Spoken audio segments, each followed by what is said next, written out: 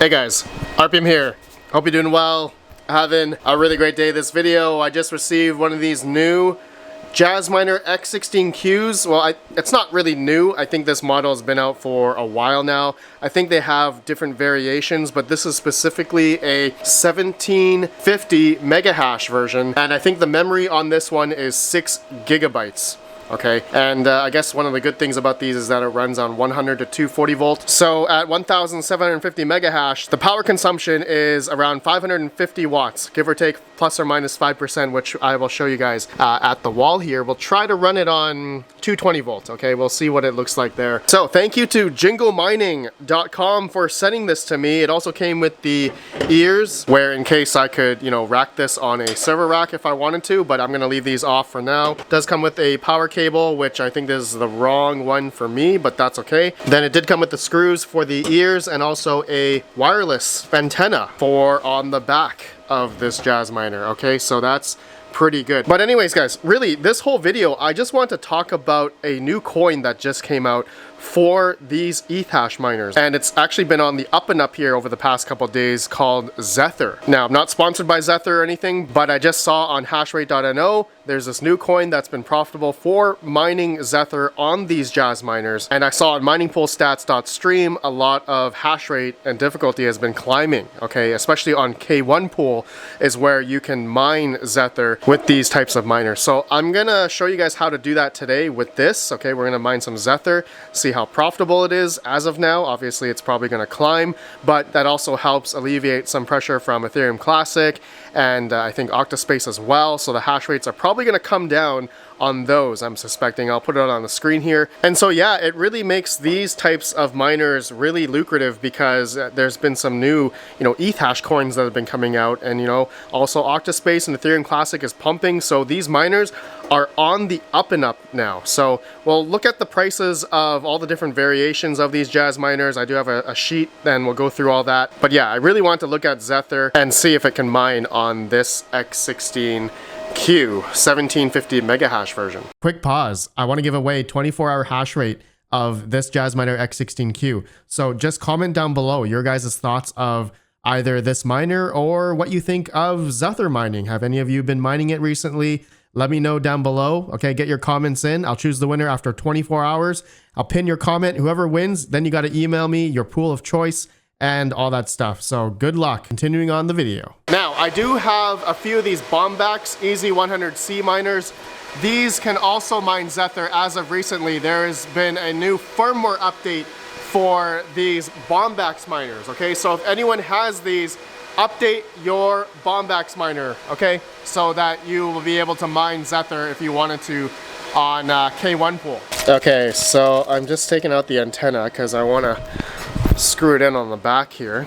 I know, well, first initial setup of this thing, I need to log into it, obviously. So we're gonna need to plug in the Ethernet cable first, and then put that right here. Okay, so Ethernet is in. Now I just need to plug in the power. So let's do 240 volt power. Then I can see how much power this thing actually takes at the wall. Okay, so I'm gonna plug it into the back right here. I just need to leverage it, otherwise it's gonna move. Okay, so it's plugged in there. Now the other end, plug it into here.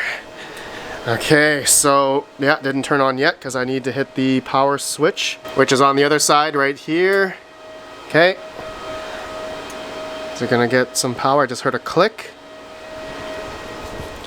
Yeah, it's turning on now. There we go. Indicator light, fault, normal, reset. Okay, let me get the IP address. I'll see you guys in the computer, and we'll talk about Zether as well. Get this connected, see how profitable this thing is now. See you in the computer. Okay, I'm in the web GUI of the Jasminer X16Q here, 1750, or QE 1750. Okay, so I just got it starting to mine. It took about like 20 minutes for it to create the DAG. It does take a bit for it to ramp up, but yeah, my hash rate, it shows over 1900 mega hash here. I'm gonna assume it's just gonna start ramping down. I think it always does that on these Jasminers. It ramps up and then it starts tapering off, but it does show up on K1 pool now, mining Zether. Okay, just to show you here, it says 1.52 gigahash, still ramping up here. So yeah, just to show you guys the settings I use using us.zth.k1pool.com:2292. So with mining Zether on K1 Pool, which there are a bunch of other Zether pools, you guys can go check mining pool stats, but you can see the hash rate has been climbing up over the past couple days here. I mean, that coincides with the price of Zether just going to the moon here. Okay, so congrats on anyone who was pre-mining this over the past month, I think, when this came out back in beginning of November. K1 Pool did announce this back on November 1st. Okay, so this is pretty much a brand new coin that's come out over the past month, but now it's showing up on the profitability charts on a few of these jazz miners. Not all of them, but some of them. So I decided to put in mine. I know it says X16Q here on hashrate.no. This is the 1.95 gigahash. So I did put in the calculator exactly 1750 on hashrate.no, 550 watts, which mine is actually using 597 watts. Okay, so maybe I'll just change that to 97.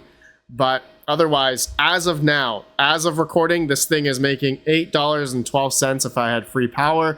Or after my 8-cent kilowatt hour, I'm profiting about $7 a day mining Zether. I'm expecting this to become worse as time goes on. Probably after this video is released, depending on the price of Zether and how many people, you know, also join in on mining Zether. So that's going to be interesting. Did I say Zether? Zether. T-H-E-R. I'm probably going to pronounce that because I'm thinking of like Zether, like a CPU mineable coin. Anyways, guys, yeah, it's mining now. Okay, so just to also show you here the dashboard of the X16QE. Yeah, it took a while for it to ramp up the DAG. You can see DAG loading progress. This is I just need to refresh the browser here. There we go. Okay, so yeah, it's already coming down to its around 1750 megahash advertised. But now let's talk about the price of this thing, okay? So on jinglemining.com, again, thanks to them for sending this to me to showcase to you guys. So this model here cost $1,201. Now with shipping, once you add it to cart, depending where you are, it could be $150 to almost $270, $300 for shipping. So just keep in mind, this price is going to be a lot higher that you see than advertised. Okay, so this is the 1750 megahash, 6 gigabyte RAM model. Now, there are a lot of different models out there. So I'm just comparing here. Okay, I don't have the prices of all of these Ethash miners out here, but just to compare, all right, there are newer models that have been announced, like Apollo. Apollo has announced the V2X and V2H, and then the V2, I guess, as well, the big boy one. And you can see the efficiency of these are pretty much, yeah, 0.13 watt per hash. And if we look at the X16Q here, the one that I'm testing out here in today's video, is about a 0.31, okay, in efficiency. So the Apollo V2H or V2X, these ones are about almost 2 times more efficient than the Jasminer X16Q, but it doesn't come out until April of 2025. So that's a good 4 to 5, probably 5 months away, maybe 6 months away from now as of recording. It's December, mid-December of 2024. But these jazz miners are available now. Okay, they're in stock on jinglemining.com. So if you find value with these miners now, where we are in the markets today, you know, with the market where we are, where Bitcoin's almost 100K, you know, there's a lot of other, what I find value with these jazz miners is that there's a lot of other Ethash coins that these can mine. Octaspace, Ethereum Classic. I know Octaspace just had a halving recently, but yeah, so I'm assuming a lot of people are actually going to be flocking over to Zether here as people find out, you know, how profitable it is. It's probably going to start ramping down in profitability. Octaspace, Ethereum Classic are probably going to start getting lower in hash rate, difficulty. So people are going to flock over to Zether, but that's going to help. You know, Zether is already helping alleviate some of the pressure, I guess, you know, in terms of the emissions. All of the emissions with Octaspace and Ethereum Classic, you know, it's going to tack on another $70,000 a day towards the miners. So yeah, that's going to probably help the profitability come up a bit. But I think going into the bull run, a lot of these Ethash miners, even if you have the Bombax ones or even these jazz miners, I mean, look at how much hardware there's out right now. Like these jazz miners are still profitable as of right now, like depending on your electric, of course. So yeah, jazz miners are still, depending on your electric, still make a couple bucks a day. But yeah, looking at if we had, like, let's say 15 cents per kilowatt hour, if you were residential, more so residential. So jazz miners, they'll make about, yeah, if you're mining Octaspace or Ethereum Classic, yeah, a couple bucks, maybe a buck or two still.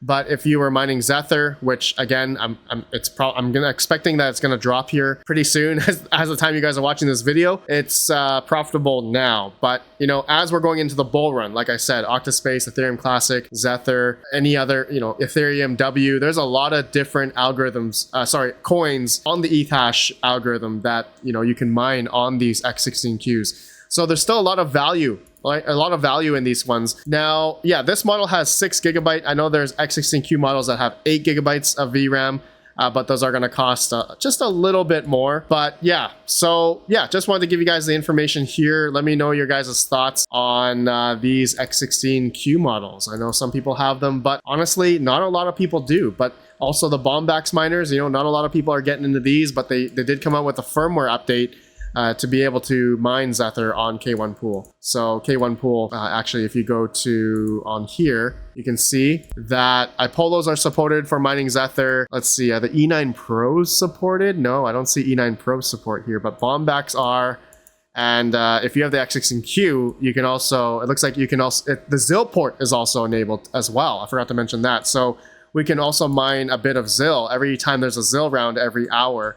Okay, so that's a good thing as well. But Zilliqa, I know, is also going to POS. So who knows how long that's going to stay in mining. We don't know when POS is coming for Zilliqa. Probably, I think I heard the end of this year, maybe Q1 of next year. So we'll see if that comes about. But majority of the profitability anyway is coming from either Zether, Ethereum Classic, or Octaspace, which is going to switch every time. Okay, my friends, that's it for this video. Let me know your guys' thoughts. And let me know if you guys are mining Zether right now with your, you know, ETH hash or ETC hash ASIC miners. There's definitely a few different models out there. Jasminer definitely have a lot of different miners, but there are a lot of new players coming in the space. Existing ones, I mean, like Ipolo, that are coming out with new models. Jasminer as well with their big boy ones. So we'll see how that goes real soon. So I'll see you all in the next video. Have a good one.